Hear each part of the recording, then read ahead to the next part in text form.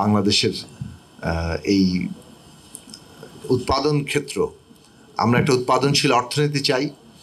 বড় সমস্যা হচ্ছে এখানে রাষ্ট্র ক্ষমতা ব্যবহার করে ধন সম্পদ আহরণ করাটা এখানে প্রধান মাধ্যম হয়ে গেছে। এই ক্রনিক ক্যাপিটালিজমের বদলে আমরা একটা সত্যিকার উৎপাদনশীল অর্থনীতি করতে পারছি কিনা, সেইটা হচ্ছে আমাদের সামনের অভ্যন্তরীণ সবচেয়ে বড় চ্যালেঞ্জ।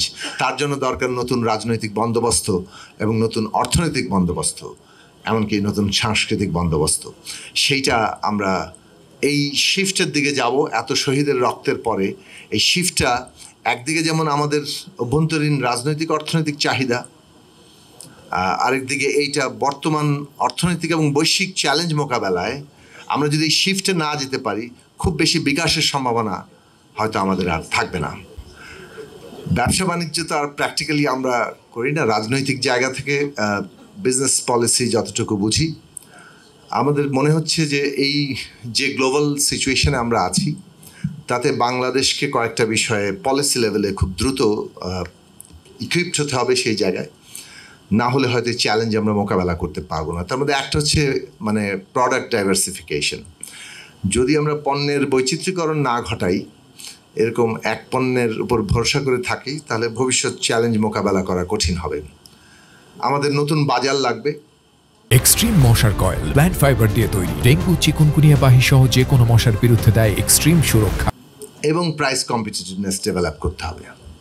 এই তিনটা জিনিস খুব গুরুত্বপূর্ণ এবং এই তিনটা জিনিসের উপরেই আমাদের ভবিষ্যৎ বৈশ্বিক চ্যালেঞ্জ মোকাবেলা করার সক্ষমতার উপর নির্ভর করে। এখন সেটার সাথে অনেকগুলো জিনিস যুক্ত, তার মধ্যে টেকনোলজি, কিভাবে আমরা যাচ্ছি, প্রোডাক্টিভিটি আমরা কিভাবে যেতে পারছি। যে প্রশ্ন আসলো, আমরা আমাদের যতটুকু ভূমি আছে সেইগুলোকে আমরা যথার্থভাবে কাজে লাগাতে পারছি কিনা। এবং কয়েকটা বিষয় তো এখন আসতেই হবে, মানে জ্বালানি কিংবা এনার্জির যে সিকিউরিটির প্রশ্ন, এনার্জি যে চ্যালেঞ্জের মুখোমুখি আমরা, একদিকে এনভায়রনমেন্ট, আরেকদিকে এনার্জির যে এইটাকে ভারসাম্যে আনা। গ্লোবালি কিন্তু এনভায়রনমেন্ট এবং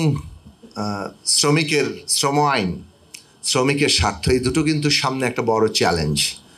যদি এনভায়রনমেন্টালি এবং লেবার লর দিক থেকে আমরা গ্লোবাল স্ট্যান্ডার্ড মিট আপ করতে না পারি, আবার আমাদের দেশের মতো জায়গাতে তার বাস্তবতা অনুযায়ী এনার্জি পলিসি সেখানে না যায়, তাহলে বাংলাদেশের পুরো শিল্প এবং তার যে শক্ত একটা ভিত্তি, সেটা নির্মাণ করা, ন্যাশনাল ইকোনমি বিল্ড আপ করা, সেইটার সাথে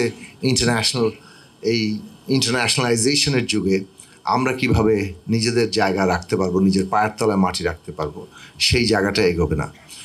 ইন্টারিম গভর্নমেন্টের একটা জায়গা আছে, সেটা হচ্ছে যে বহু ক্ষেত্রেই পলিসিগত জায়গা তৈরির ক্ষেত্রে তারা একদিকে যেমন অনেক পক্ষকে যুক্ত করতে পারেন, আরেকদিকে তেমন তাদের দিক থেকে বেশ কিছু সাহসী সিদ্ধান্ত নিতে পারেন, যেটা অনেক সময়ই নানা কারণেই দলীয় সরকারগুলো পারে না। সেই সুযোগটা এসেছিল যে এমন কিছু পলিসি লেভেল চেঞ্জ যেটা হয়তো ভবিষ্যতের ধারাবাহিকতায় গুরুত্বপূর্ণ অবদান রাখবে। আশা করি সেই উদ্যোগগুলো তারা নিচ্ছেন অথবা নেবেন, যা অনেক বেশি হয়তো আমরা ভবিষ্যতে দেখতে পাবো।